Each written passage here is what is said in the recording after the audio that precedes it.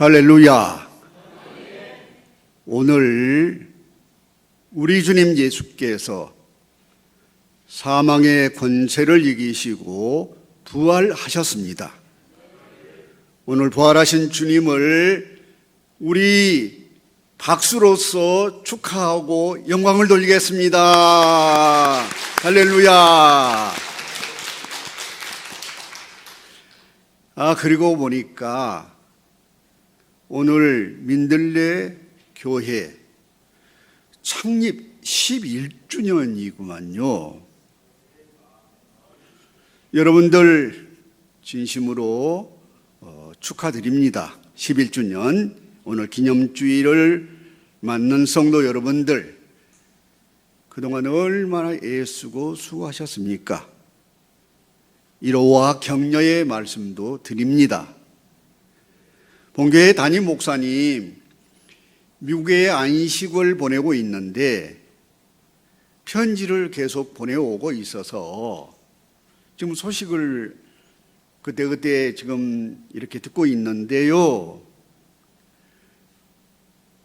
11년 동안 본교회를 개척해서 여기까지 오는 동안에 얼마나 수고가 많았습니까? 물론 장로님들, 성도님들 다 마찬가지이지요.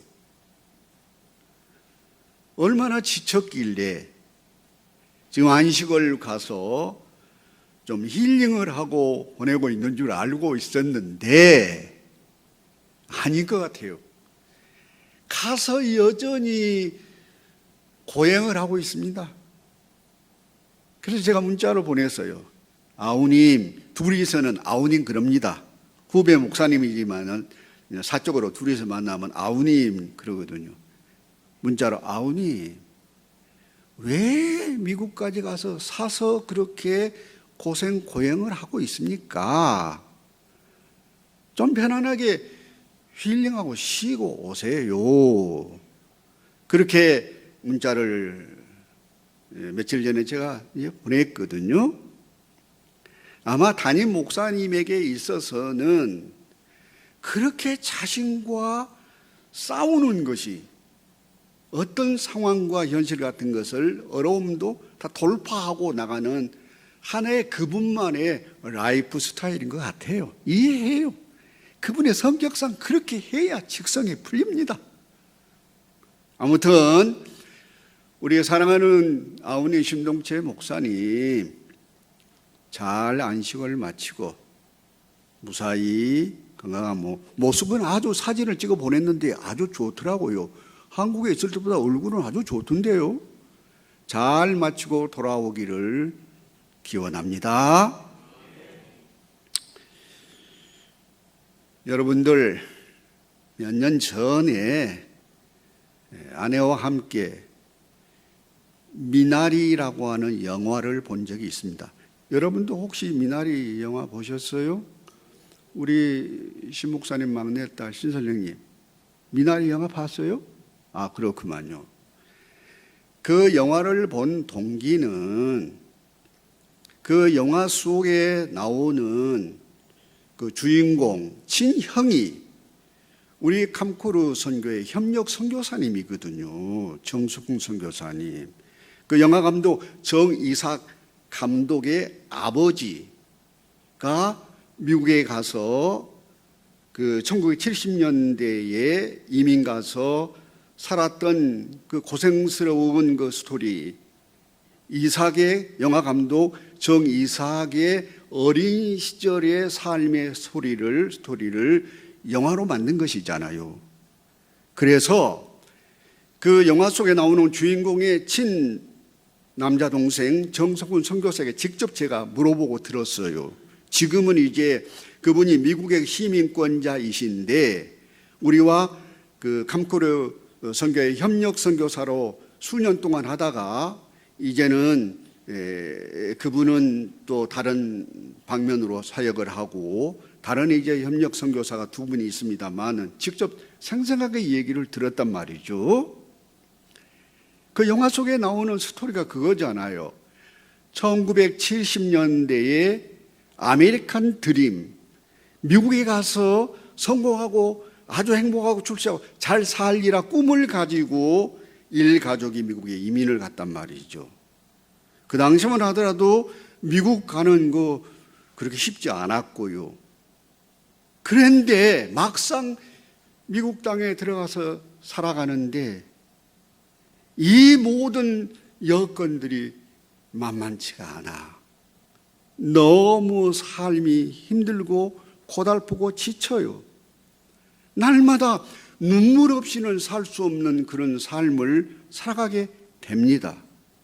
그런데 그 영화 속에서는 그런 내용이 종교적인 내용이기 때문에 구체적으로 나오지 않지만은 그 남자 동생 정성훈 선교사를 통해서 아주 생생하게 들었는데요. 이분들이 이 일가족이 부활하신 예수 그리스도를 믿는 신앙이 없었다고 한다면 결코 그 어려운 상황을 이겨낼 수 없었다는 거예요. 여러분, 예수 그리스도의 십자가의 죽음이 있은 이후에 영광의 부활이 있지 않습니까?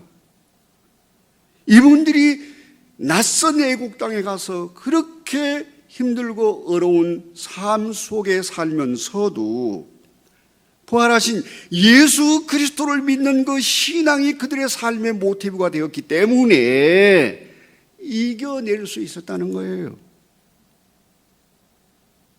사랑하는 성도 여러분, 부활하신 예수 그리스도를 믿는 우리의 신앙이라고 하는 것은 이렇게 엄청난 힘이 있는 것입니다. 사랑하는 성도 여러분, 우리 인생의 삶에 있어서는 언제나 고통과 슬픔과 괴로움과 눈물이 있는 법이에요. 인생의 삶의 여정에 있어서는 어찌 보면 편안한 날이 별로 없어요. 다 힘들고 지치고 어렵게 사는 경우들이 많단 말이에요. 눈물이 없는 날이 어쩌면 없어. 지금 지구촌에 살고 있는 만백성 가운데 지금도 전쟁으로 기근으로 각종 재난으로 말미암아서 생명을 잃어가고 있고 고통과 괴로움 속에 사는 인생들이 얼마나 허다한지 몰라요. 인생의 삶이라고 하는 것은 눈물 없이 살 수 없는 인생이라는 것이에요. 여러분, 우리 노예 후배 목사님 가운데 작년, 재작년에 은퇴를 했구만요. 나보다 이제 몇 살 아래인 분인데요. 그런데 이 목사님이 은퇴를 하고 나서 작년이었거든요. 사모님이 돌아가셨어요. 병원에 한동안 입원해 있다가 사모님이 돌아가셨거든요. 혼자 삽니다. 지금 저쪽 평택 쪽에서 혼자 살고 있는데, 그런데요, 지난 전 주간에 얘기를 들어보니까 서울에 친구 목사들하고 같이 점심 식사를 하고 그만 걸어가다가 팍 쓰러졌습니다. 그런데 그 자리에서 의식을 잃었어요. 심정지 상태가 왔어요. 다행히도 같이 갔던 후배 목사님이 이 심폐소생하는 거, 그거를 아마 배웠던 모양이에요. 도로상에서 막 심폐소생 그거 해가지고 다행히도 깨어났어요. 그 119가 출동해가지고 태워가지고 병원에 가서 지금 입원해 있는데, 며칠 전에도 기도원에 강림교회를 가 있는 동안에 전화를 했더니 어떠나 했더니 뭐 쌩쌩하는 음성이 와요. 아니 걱정을 해가지고 계속 전화를 하고 내가 상황상 문병원 갈 수가 없어서 전화만 하는데 뭐 언제 술을 줬느냐 싶을 정도로 전화상에 쌩쌩하고 전혀 뭐 걱정 없는 그런 모습인 것이에요. 전화상으로 볼 때. 여러분 생각해 보십시오. 만일 부활하신 예수님을 믿는 신앙이 없는 사람이라고 한다면 그런 상황 속에서 얼마나 속상해하고 얼마나 우울하겠습니까?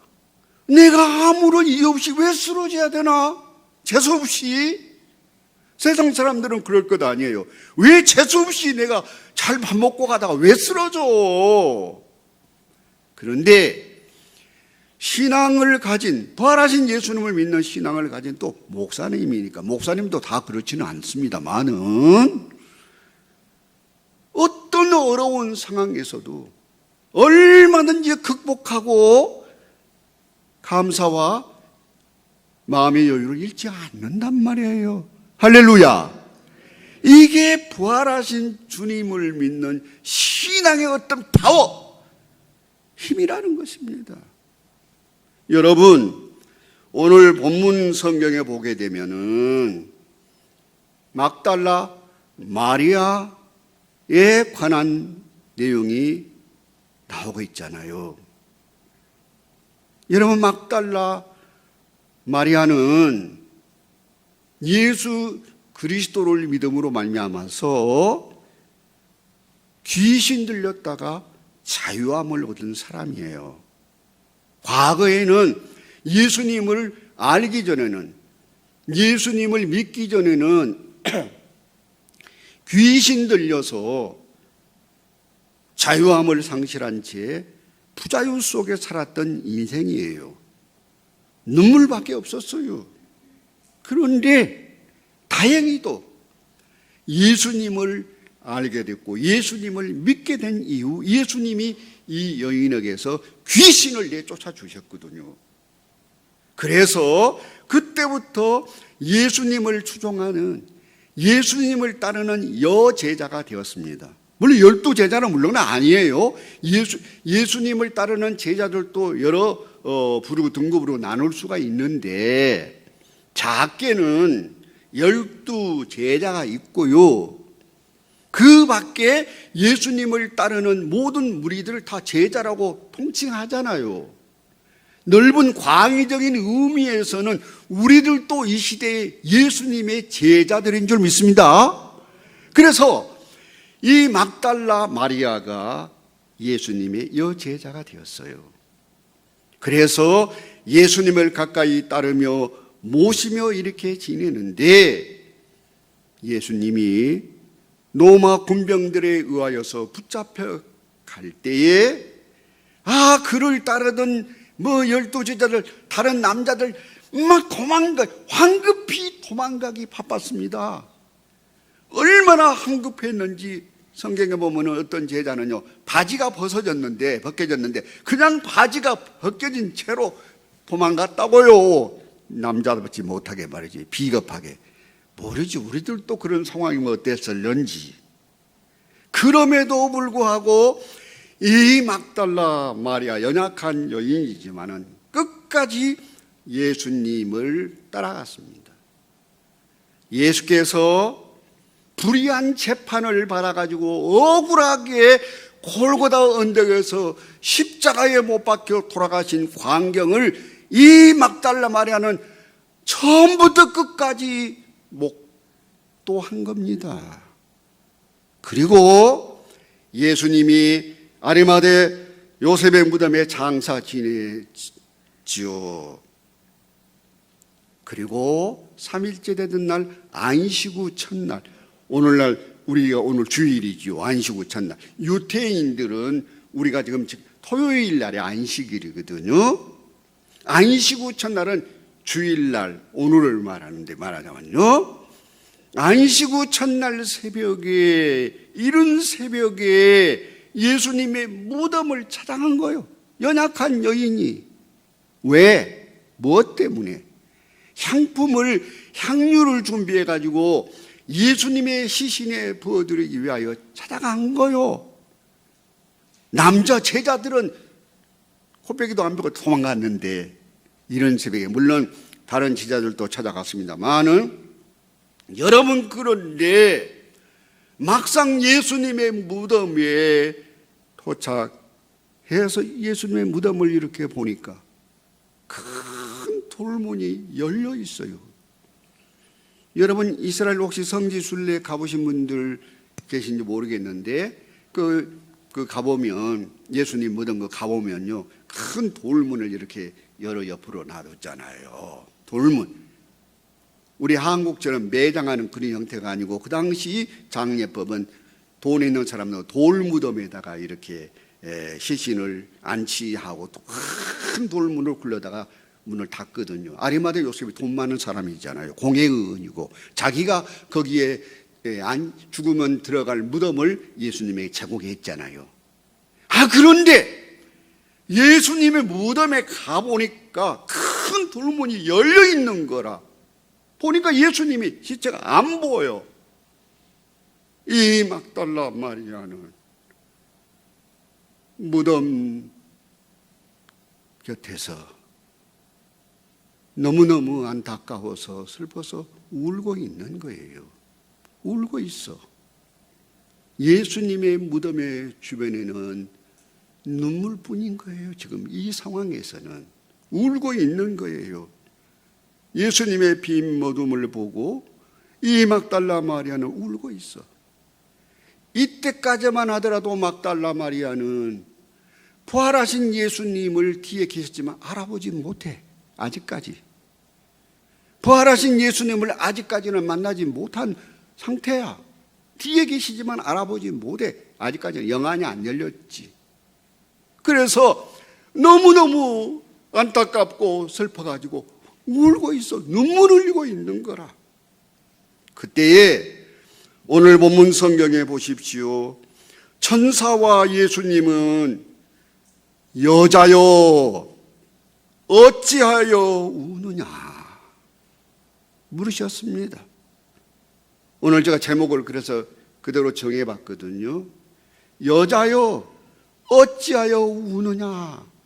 여러분 여기 13절에 보게 되면 천사들이 이르되 여자여 어찌하여 우느냐, 누구를 찾느냐 물었고, 15절에 보게 되면 예수께서 이르시되 여자여 어찌하여 울며 누구를 찾느냐. 예수께서 말씀하셨습니다. 16절에 보게 되면 예수께서 마리아야 하시니 마리아가 라보니, 번역하면 랍비, 히브리 말로 랍비, 선생이거든요. 선생님, 예수님이 여자여 어찌하여 우느냐, 누구를 찾느냐 하는 부활하신 예수님의 음성을 듣고 마리아가 라보니, 선생님, 너무너무 반가워서 외쳤어요. 18절에 이제 막달라 마리아가 가서 제자들에게 내가 주를 보았다 하며 기뻐했다는 이런 내용이 오늘 본문 성경 속에 기록되고 있습니다. 사랑하는 성도 여러분들, 예수님은 슬퍼하며 울고 있는 우리 인생들을 향하여서 어찌하여 우느냐. 그 당시 상황 속에서는 사랑하는 선생님을 따라왔던, 십자가 못 박혀 돌아가신 그 형장에까지 찾아갔던, 목도했던 마리아를 향하여 어찌하여 우느냐. 부활하신 예수님이 물으셨습니다. 여러분, 오늘 이 시대를 살아가는 우리 거룩한 성도들을 향하여서 우리 주님은, 부활하신 주님은 말씀하십니다. 어찌하여 우느냐. 사랑하는 민들레 교회 성도들아, 어찌하여 우느냐. 말하자면 이렇게 묻고 계시는 것입니다.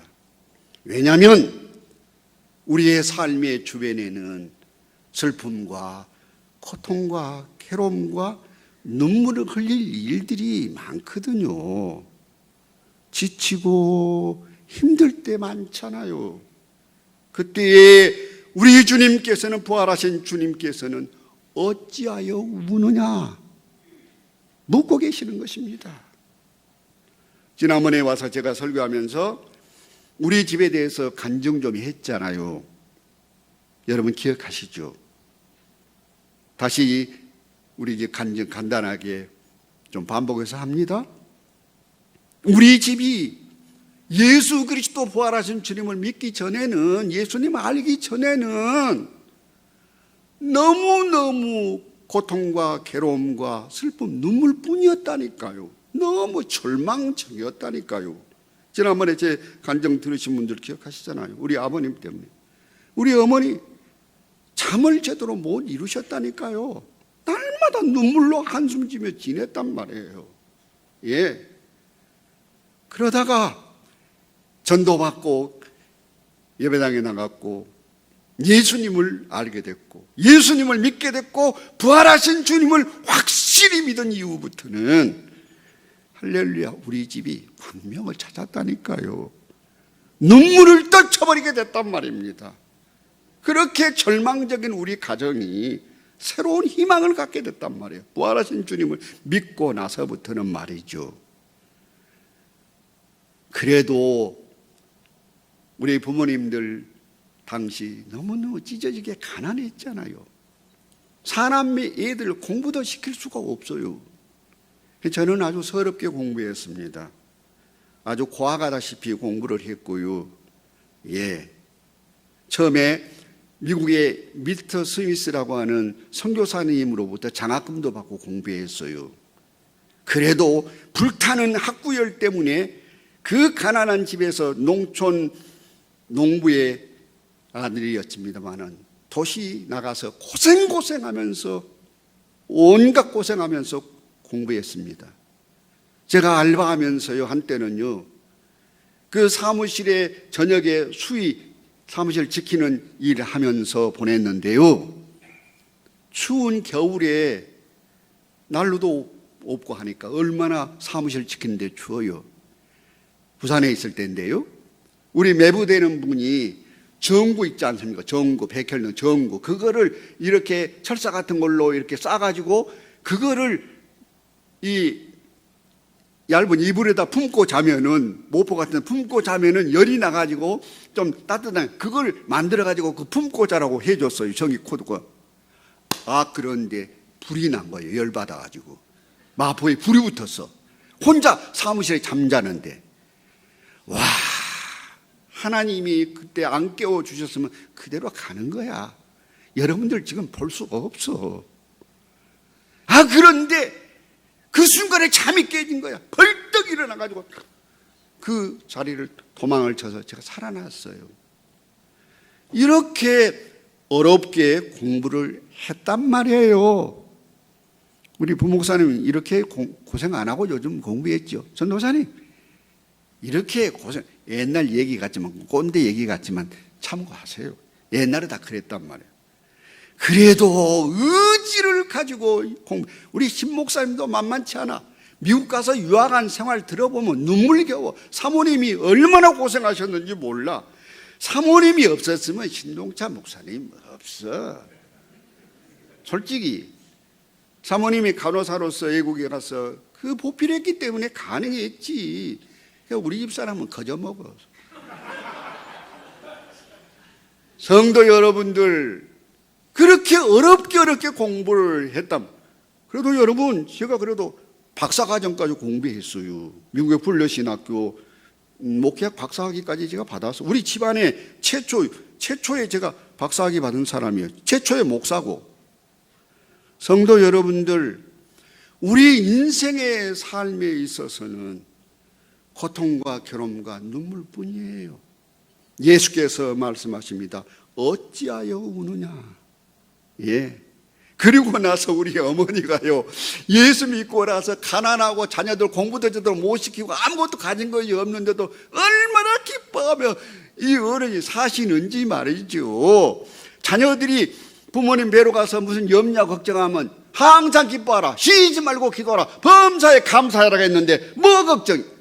와, 우리 어머니가 완전히 돌변했어요. 돌아가신 고 주민심 권사. 이름도 좋아요. 민심입니다. 백성 마음, 주민심. 돌아가신 권사님. 우리 어머니 하늘나라 가서 배울 날이 이제 머지 않았겠지요. 사랑하는 성도 여러분들, 우리가 인생의 삶에 있어서 이런저런 일로 말미암아서 힘들고 지치고 눈물이 흘리고 있을 때에 예수께서 어찌하여 우느냐 이렇게 말씀하여 주십니다. 어찌하여 우느냐, 이 말씀 속에는 깊은 영적인 의미가 담겨 있습니다. 부활의 아침에는 더 이상 울고 있을 필요가 없다. 할렐루야. 부활의 아침에는 이제 더 이상 울지 않아도 된다. 이것을 말씀해 주시는 깊은 의미가 담겨 있습니다. 부활하신 주님을 믿게 되면 어떤 울음도 멈출 수 있다는 것을 우리에게 보여주고 있습니다. 이제는 더 이상 슬퍼할 필요 없다.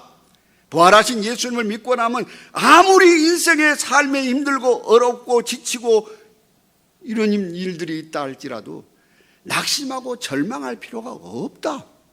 비록 이 땅에 사는 동안에는 설령 힘들고 어렵다 할지라도 궁극적으로는 눈물과 슬픔과 고통과 괴로움이 없는 영원한 하나님 나라가, 천국이 우리를 기다리고 있기 때문입니다.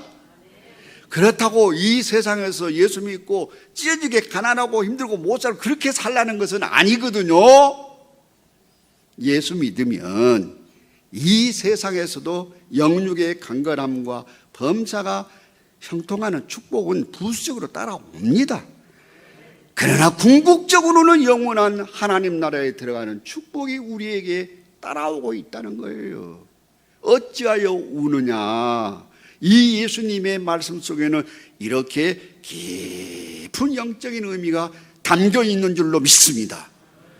사랑하는 성도 여러분, 이제 우리는 더 이상 불안하고 염려하고 근심하고 걱정하고 더 이상 눈물을 흘리지 맙시다. 부활하신 주님께서 우리 곁에 오셔서 어찌하여 우느냐, 이제 울지 않아도 된다. 부활하신 주님 나를 믿지 않느냐, 너희는 마음에 근심하지 말라. 하나님을 믿으니 또 나를 믿으라. 성경의 요한복음 14장 예수께서 우리에게 말씀하고 계십니다. 사랑하는 민들레 교회 성도 여러분들, 여러분의 삶에 알게 모르게 힘들고 어려운 일들 있습니까? 예수께서 말씀하십니다. 어찌하여 우느냐, 어찌하여 염려하느냐, 다 내게 맡겨라. 지난번에 제가 설교했잖아요. 수고하고 무거운 짐진 자들아, 다 내게로 오라. 내가 너희를 쉬게 하리라. 십자가 없이는 영광스러운 부활이 있을 수가 없습니다. 노 크라스 노 크라운이라는 말이 있잖아요. 십자가 없이는 부활. 지난 성금요일 날 광림수도원에 가서 금식하고 기도하고 왔는데요, 금년 성금요일 날은 왜 그렇게 또 이 하늘도 흐리고 어둡고 막 흙비가 내리고 정말 컴컴하고 어두웠어요. 그런데 오늘 부활주일 날 아침에 운전을 하고 민들레 교회 오는데 얼마나 날씨가 아주 화창하고 좋은지. 할렐루야. 부활주일 아침 이렇게 날씨도 좋구나. 할렐루야. 기쁘면 오늘 예배당에 나왔단 말이에요. 사랑하는 성도 여러분, 우리 인생에는요 십자가도 있지만 그보다 더 좋은 부활의 영광이 있는 줄로 믿습니다. 본교회 창립 11주년을 맞았는데 얼마나 그동안 고생과 수고가 많으셨어요. 나는 잘 알고 있었거든요. 민들레 교회 식구들이 나 똑같은 한 식구예요. 여러분들 교회 창립할 때부터 나도 마음으로 참여하고 늘 기도하고 민들레 교회가 탄생하는데 사실은 노예에서 내가 역할을 했기 때문에 민들레 교회가 어쩌면 탄생했거든. 우리 신동철 목사님 저 나름대로 도왔거든요. 그래 민들레 교회 생겼어요. 여기까지 오는 동안에 우리 장로님들 얼마나 힘드셨습니까? 지금도 힘드시죠. 교원님들 얼마나 사모님 얼마나 힘드십니까? 이제는 걱정하지 마시고 어찌하여 우느냐? 주님의 음성을 들으십시오. 성도 여러분들, 세상을 살아갈 때 힘들고 어려운 일, 눈물 흘릴 일 생겼을 때 이 주님의 음성을 떠올리세요. 여러분 곁에 주님 오셔서 부활하신 주님이 어찌하여 우느냐? 이제는 더 이상 울지 않아도 된다. 막달라 마리아가 부활하신 주님을 만나고 나서는 나보니 선생님 하면서 너무너무 기뻐하면서 뛰어가서 제자들에게 부활하신 주님을 만났다고 하는 소식을 전했잖아요. 성도 여러분들, 아무리 힘들고 어려운 일들이 여러분의 삶에 설령이 있다 할지라도 염려를 주께 맡기시고 부활하신 주님을 확실하게 믿는 부활신앙을 가지고 극복해 나가시기를 바랍니다. 환희가 넘치는 삶을 살아가시기를 바랍니다. 할렐루야. 기도하겠습니다.